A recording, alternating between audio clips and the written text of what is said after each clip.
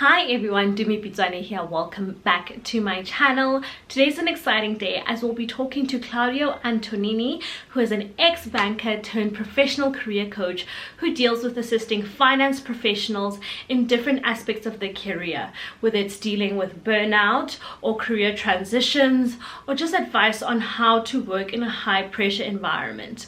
Our conversation was very engaging. We did it through Zoom with him being in London and me being in Johannesburg. We really have different aspects of, how to look at certain things and how to deal with certain things such as burnout. And I think that he's such a great person that we can all learn and get some tips and tricks from. So without further ado, this is the video and I'm so excited to share it with you. Hi everyone. So as discussed today, we are joined by Claudio, who is a career coach who specializes in change. He helps finance professionals through change. And I think that that is very interesting. And I'm so excited to unpack that. So Claudio, over to you. I would love to ask, what do you mean by change and how do you change finance professionals? Hi, Tumi. It's a pleasure to be here. Thank you so much. So what I do, I'm a career coach and strategist for finance professionals. And I help people who are feeling unhappy and fulfilled in their job. And so for me, change means one of three things. So I work with people who are unhappy where they are and they just want to find another job. So people that need help with, job hunting and landing a new job. So I help them with their strategy and we work together to do that.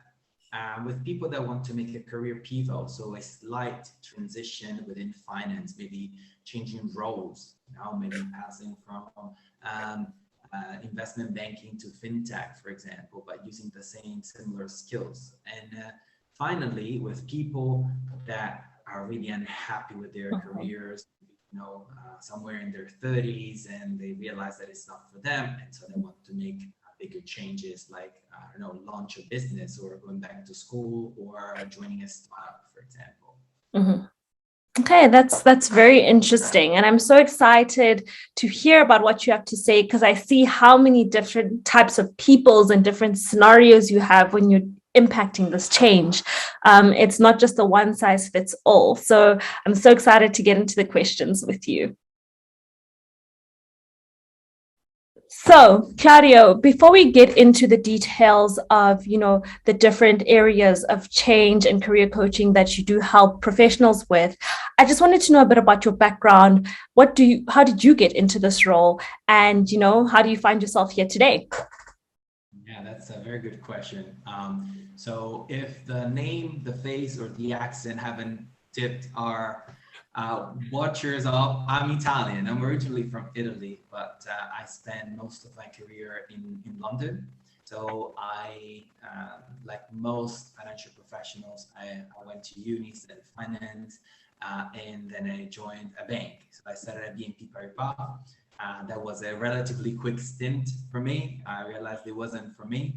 And so I decided to go to the dark side of finance, so corporate finance in-house. And I worked basically on major deals with FTSE 100 and Fortune 500 companies. So at first I was at Chrysler, the automaker, and I worked, for example, on the IPO of Ferrari, which was really cool. On M&A deals, I was issuing bonds, dealing with rating agencies, doing financial modeling. Then I moved to IAG, which is British Airways owner, another cool business. Yeah, it's so cool. Structured finance. So basically refinancing aircraft and defining the overall corporate finance strategy. And finally, I moved to Treasury, and investor relations, so to SGN, which is a UK gas company. I was the investor relation manager and the treasury manager there. So my past has shaped, the support that I give my clients today, because there's definitely a lot of job hunting, and especially in London and any major metropolitan area. Obviously, you got more competition. And coming from Italy, that was very different. There's the changing within finance. So I did a bunch of different roles, from treasury, investor relations, risk management, structured finance, corporate finance, M&A. I did a lot of stuff. And then there's also, the changing completely, and I'll talk about this now, where, eventually it wasn't for me. I had a massive burnout, and it was really not the career that I wanted. It happens to a lot of people because when we're younger, we choose a career that will please maybe our family or friends. But then as we get approach 30s, and we figure that there's something else maybe. And so I hired my own career coach, and I had my career change journey. And I figured, you know what? After working for 10 years in finance, I loved part of that life. I didn't like other parts. I hated other parts, but to give something back and repurpose my experience to other financial professionals, as there are not many coaches with 10 years experience in finance in London. Yeah. Now I help basically finance professionals. I teach them how to land jobs faster, how to transition to new roles within finance. So like I said before, someone who wants to make a pivot from DCM to fintech, and those who want to explore new career options altogether, so that you can, at the end of the day, you can feel more alive, because we work so many hours, and you know that very well. Yes. We want to make sure that we're not always happy, because happy is just an emotion, but we're at least fulfilled, so that we know that what we're doing is important to us. Yes, definitely. I think that's a very interesting take to that. And you definitely have a lot of experience in finance. So you're definitely the guy to speak to this about, because, you've gone through the changes and you've gone through all of that. So definitely looking forward to hear how you tackle things as a change coach as well. So, Claudio, as I get into the questions, I think the first one that I would really want to ask are, what are the 5 signs that you need a change in your financial career? Some people may not be happy, but they may not know or have any signals to connect to say, okay, this means I'm unhappy. They may just think that they aren't working enough. They may just think that they're bad at their jobs. So do you have any tips to give us on how we know that, okay, enough is enough? I need to make a change. I need to get some help. Yes. So there are definitely some common traits that I see in most of my clients. Let's start from the most obvious one, okay, which is burnout. I said I went through it as well, and unfortunately, a lot of my clients are going through it. So burnout doesn't mean being very tired. It's not that. So burnout, signs of burnout are when you're feeling constantly overwhelmed, when you can't sleep, you can't eat, where you're feeling constantly exhausted. There's a self-talk and your self-doubt. So all that, maybe you're giving a negative feedback, and you jump because they give you negative feedback. So that burnout will definitely be a clear sign. And for that, you want to be very careful, and maybe try to take some medical leave. In the UK, we have medical leave, so that sick leave, so that you're sure that you can recover from that, because it could be hard just to make a career change right away if you're burning out. The next one would definitely be you don't see yourself becoming like anybody else in your team. So you don't want to get your job, your manager's job. You don't want to, you don't see yourself being there in the long run. And I see it sometimes with investment banking clients, that they tell me, look, I've gone through the analyst years, the associate years. It was tough, but I learned so much, and I'm happy that I did it.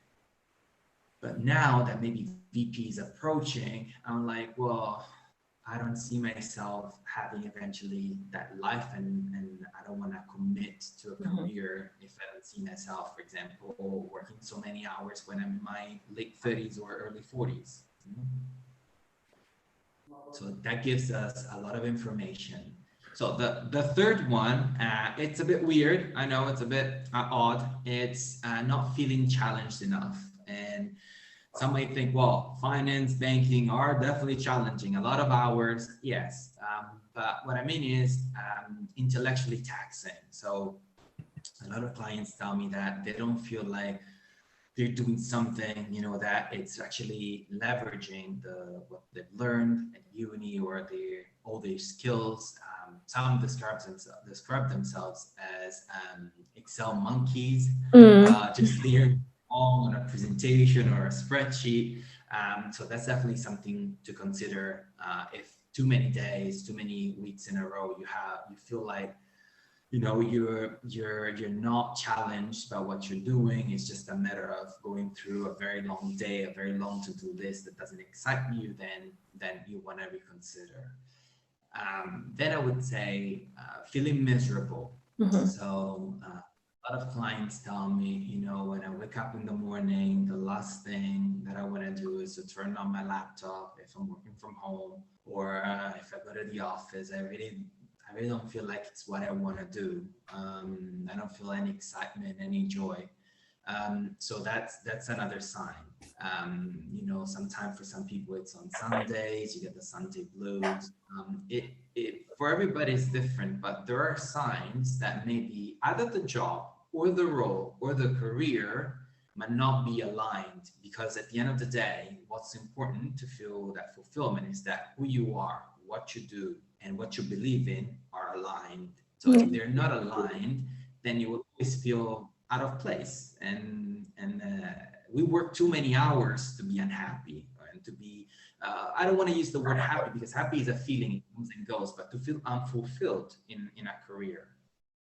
Okay. And finally, the last one would definitely be, you, and I was one of them, so no judgment, chase the next shiny thing. So usually the way it goes is you feel unfulfilled, but maybe you don't want to disappoint, maybe family, friends, because your work, especially when you work so many hours, is your identity. So if you change work, or if you even think about changing it, you could be challenging your own identity. And for some people, it's very tough, and it was for me. I didn't want to admit that I was not in the wrong job or the wrong role or even the wrong career. So what you do is you have a void, imagine a big hole, and you try to fill it with a bunch of other things. Yeah. So people, it's about buying a lot of stuff. So the Rolex, or just becoming a shopaholic.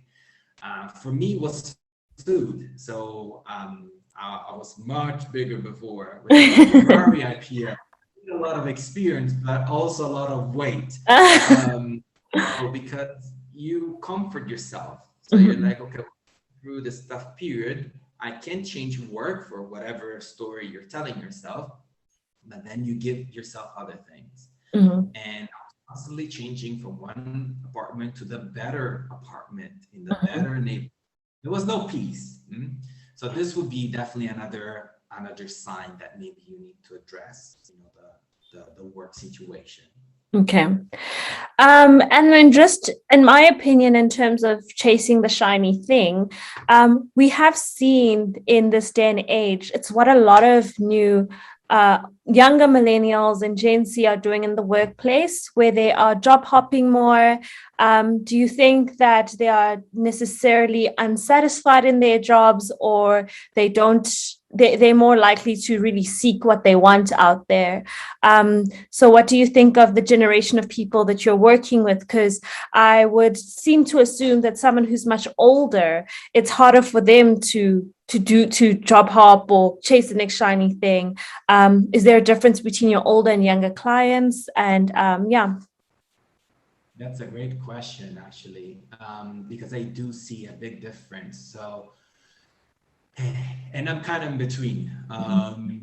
So usually I work with people, let's say, from their mid 20s to their early 40s, and there are big differences. So what I see is that younger people that are much more exposed to social media, they bring that approach, that fear of missing out that social media gives you, to their career, and I find it very dangerous. So I'm really happy to ask this question, because some people, especially in finance, where they see a lot of money, and they think that that's normal.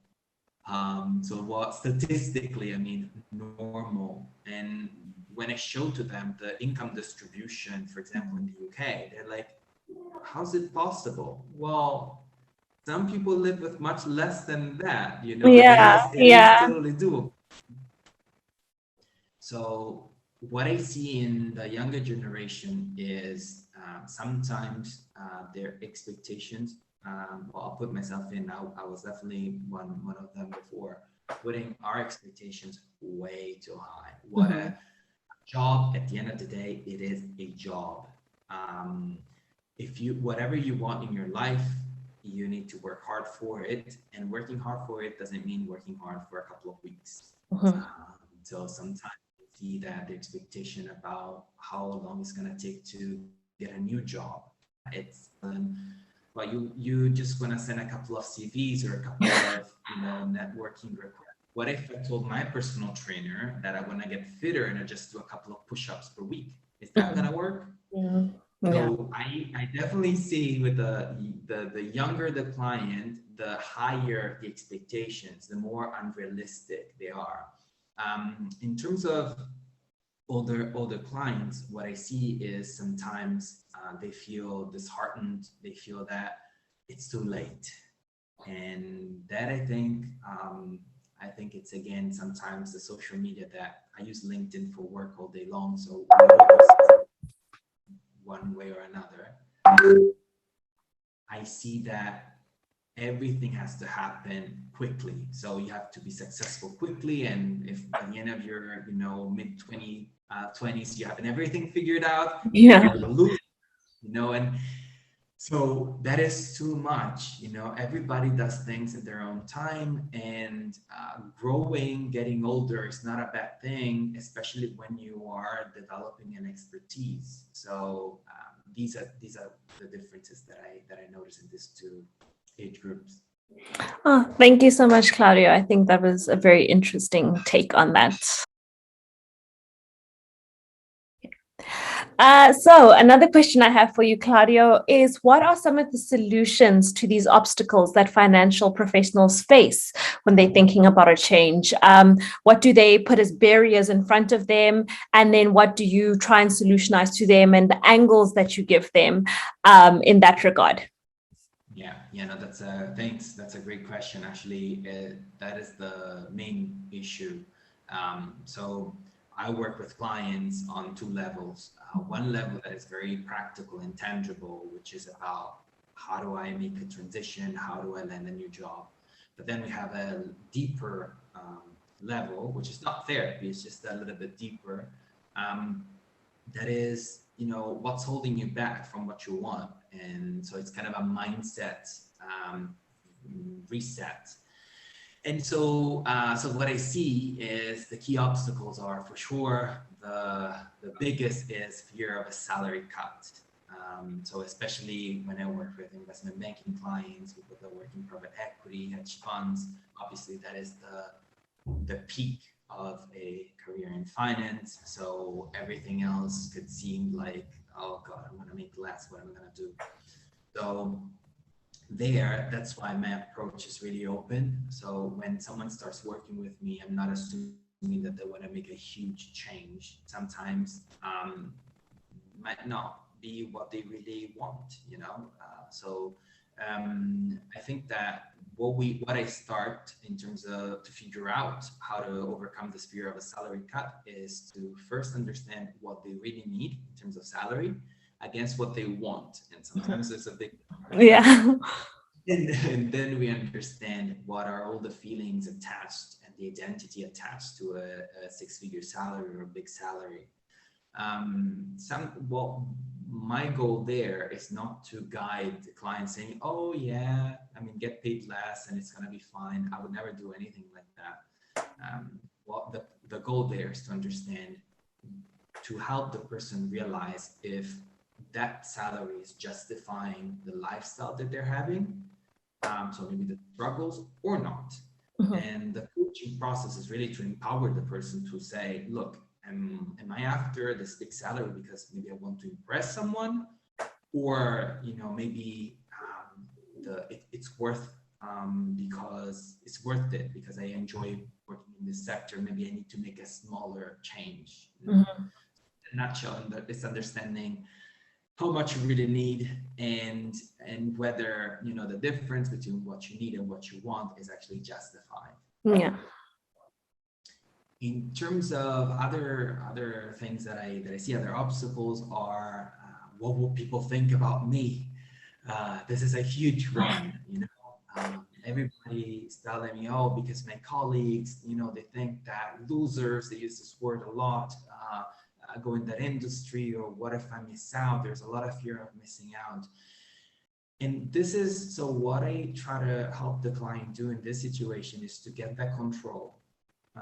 Because whatever they decide to do, it has to be because it's what they want. So if they want to make a change, then they gotta decide it rather than letting other people deciding. Because sometimes I see maybe when there was the before the tech started crashing, everybody wanted to go to tech. Yeah. And then they saw what could happen to the market, and nobody wants to go to tech. So changing or not changing cannot be a group decision. It's something very personal.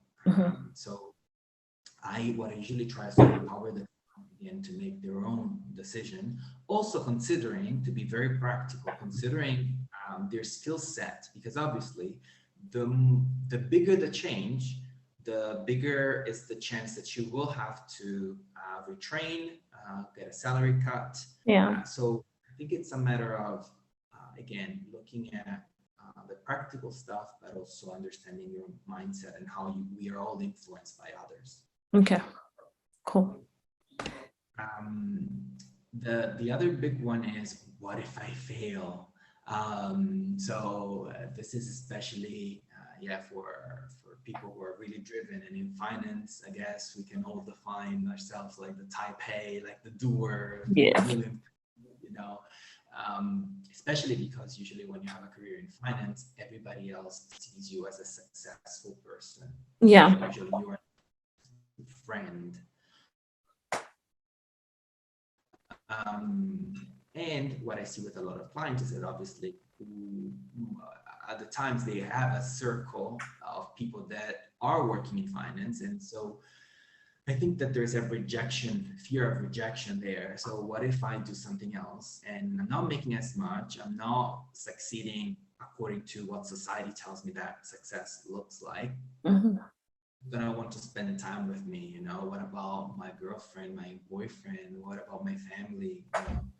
So I think that prototyping is what we do in coaching, career coaching. So I think that before you make a change, you bring some elements of that change into your life and see how it feels. And you can make, step by step, and this links to another big obstacle that I hear oftentimes, is that people think you need to make a huge step all at once, be like eating an elephant, just one fell swoop. That's not possible. So oftentimes we identify in a career or maybe another role that is slightly different from what the person is doing, and that is the ultimate goal. So it doesn't mean that it's necessarily the next step, but there are some stepping stones. The beauty of this day and age is that we can change jobs. It's not like how it was 20, 25, 30 years ago. So maybe you can just look at the next step, taking the pressure off, just to improve the situation. So now on a scale from 1 to 10, you're feeling fulfilled, let's say at 3. Even if you were went from 3 to 6, you would have doubled your fulfillment. It's still not in what, you know, some people call the ideal dream job, which might not even not exist, you know. Mm-hmm. So I think it's all about before making a jump, Yeah. prototyping, and also before, instead of thinking about a huge change, like from banking to launching a startup, maybe cutting into smaller pieces. Yeah. And Interesting. Okay. And then transitioning. Yeah, okay, that makes a lot of sense. So the last one I hear all the time is, I don't have any transferable skills. I don't have any talents. Most likely that's untrue. So I usually challenge my clients on that. That's probably, you know, in our culture, we don't tend to go around and say, oh, I'm really good at this. Usually we focus on what we don't do well. Like even in school, we get graded and we don't see what we did well. So in terms of talent, I would tell a good way to spot a talent is what everybody else tells you that you're good at. And maybe you just brush it off because you think, oh, but that's nothing. And that's usually a talent, because to you it's nothing. But for most people, actually, it's a challenge. And for transferable skills, I think that finance is one of those careers that gives you so many transferable skills. So from PowerPoint, Excel, presentation, like public speaking, to being organized, working under pressure, being detail oriented. There's so many amazing skills, you know, project management. I could continue on and going on and on and on. So Yeah. I think it's all about, and maybe we can cover this later as well, it's all about understanding what you want from that next step in your career, so that we can repurpose your story and your skills to fit that role. Yeah, I think that's very important, knowing that you can always pivot, you can always change your mind, and you still have so much experience and so many lessons that you can take onto the next role, no matter what you want to do in the future. So thank you for that, Claudio. So, Claudio, how does one get their career changed, or how do you as a coach design a career pivot or change? What are the steps you take, or the strategy you use to go about that? Okay. So usually I describe it with a metaphor so that my clients can understand how it works. So I usually consider the Google Maps that we all have on our phone metaphor. So usually when I ask people, okay, so well, how do you use Google Maps? The first thing they tell me is, oh, I put in the destination. And that's what they tend to do even when they're looking to change jobs and with a career, people or career change. They just start checking on new jobs, new job opportunities. Mm-hmm. And I say, okay, but with Google Maps, actually, the first thing that we do is we need to make sure that our location is on. Yes. And that's really important, because if you want to get from London to Paris, it's not the same thing as if you want to get from Rome to Paris. So the thing is, with the location, what I mean is we need to run an inventory of what you want from your next step in your career, and what you can bring to the table. Being mindful that, again, the farther you go from what you have already, the more challenging will be your job hunt, explaining to the next employer what you want. So I would say the first step is definitely going through very basic questions that sometimes are really hard to answer. What would you like to do in terms of tasks in your next job? Who would you like to work with? Where? What kind of, is it a company? Is it a structured company? Is it a startup? Is it working on your own as a consultant? So basically, it's all about understanding, stretching reality also a little bit, just to make sure that you really get what you want, even if it's not realistic to have it all of it. But think about it: if you dream 10 and you can only get 50% of that, you will get 5. If you dream 100, then you get 50%, you get 50. So the point is to stretch a little bit and say, and be extremely clear on what you're looking for. Because usually people do the opposite. People tell me, oh, well, but that depends on what offers I receive. And that's a very passive approach. We want to say, look, I want this from my career. I want to feel like this. I need more work-life balance. I need to have more mentors at work.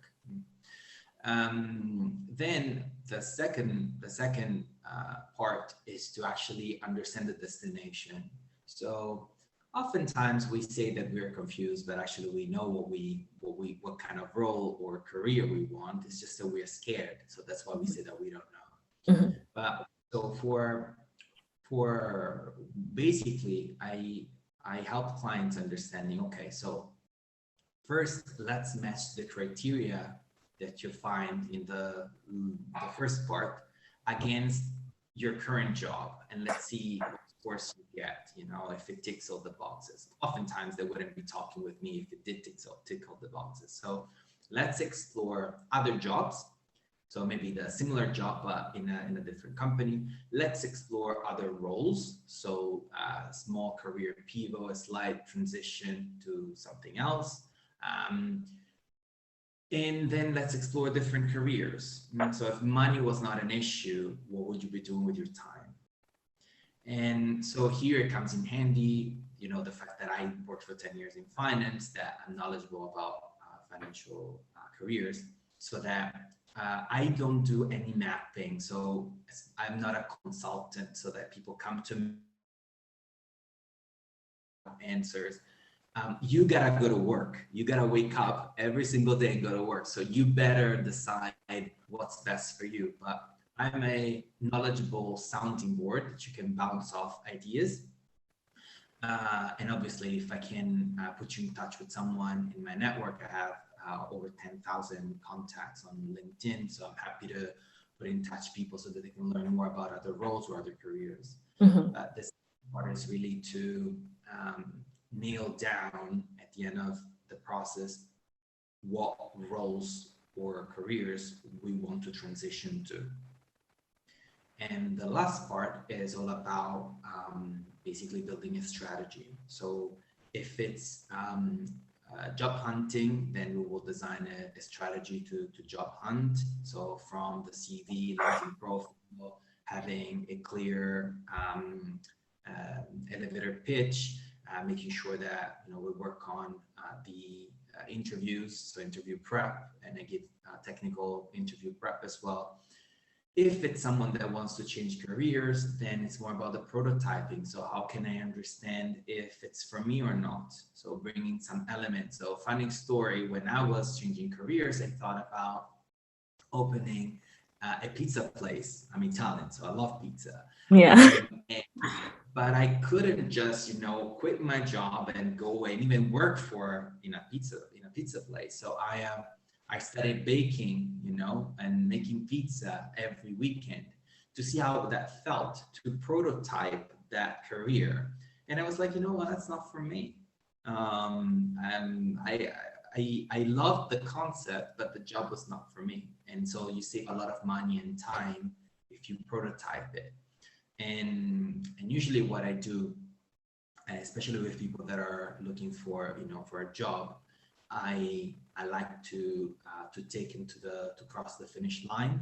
So usually we have an agreement that, you might be finishing with the program, but we keep in touch regularly until they actually get across the finish line, because that is part of my brand. As a finance professional, I'm very practical as a coach, and I want to make sure that people get tangible results. So it's not just about, working a bit on the CV.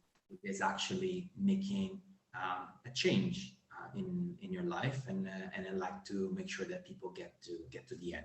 Thank you so much for explaining how you structure designing a career pivot and change with your clients. And just thank you for such a fruitful conversation. I think we've all learned a lot, everyone that's listening into this right now. And just to close us out, I just wanted to ask you, how can a finance career strategist and coach help someone? And also, if anyone's interested in any of your services or want to get to know a little bit more about you, Claudio, how can they get in touch with you? So thank you. Actually, it's been a pleasure to have this conversation. So I think that the value add that a career coach and strategist can give is first and foremost to provide a framework. So it's not advice telling people what to do, because when I work with a client, we need my expertise with, making changes and job hunting, but we also need the client's expertise in their life. So we need a framework to do that. So the first thing would be having a framework to take the guesswork out of the equation. Then accountability is really important. I don't know what I would do without my amazing personal trainer. So sometimes we know what we need to do, but we need a little bit of accountability. So investing in a career coach, making sure that you have that slot. Especially I notice with investment banking clients that their day is just crazy. So I designed my program to see some clients even late at night, early in the morning, and on the weekend, so that they really need to put the slot in, and they know that there will be that hour and a half, 2 hours with me, and then I can actually make a change. But they need that accountability. Personally, the value add that I offer is that, obviously, having worked at BNP, Fiat Chrysler, FTSE 100, and Fortune 500 companies, I bring a lot of that expertise into my coaching. So I did hire people, so I know how hiring managers think. And I was struggling, in London, looking for jobs. Nobody would pass me to the next stage of interviews. I struggled because I knew I wanted another role in finance, and I didn't know how to get to sell, myself just for a different role. And eventually I burned out, and so I went through a lot of other issues.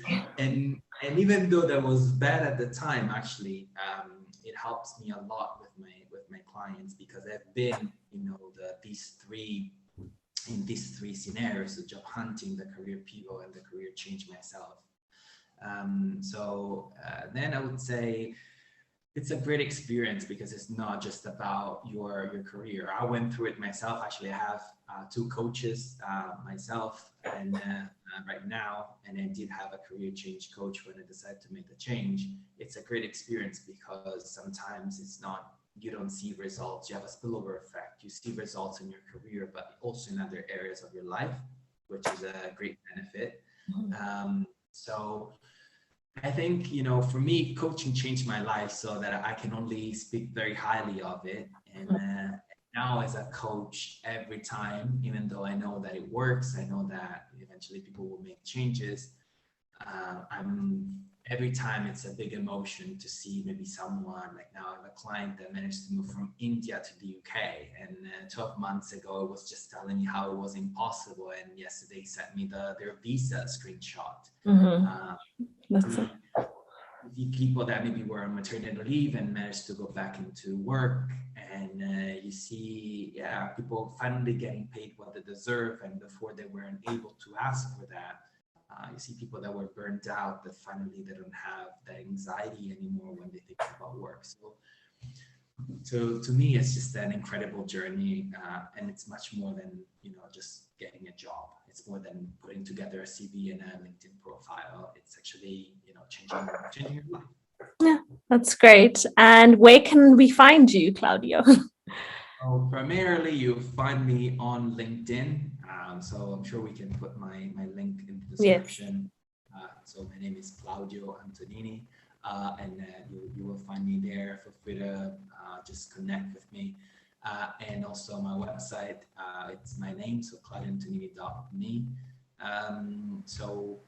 There you'll find a lot of testimonials. I like to share as much as possible testimonials from other clients, because some people feel like that their situation applies to them. They don't talk with their friends, maybe because they feel a bit ashamed. So my current clients are very kind, and they're happy for me to share their stories.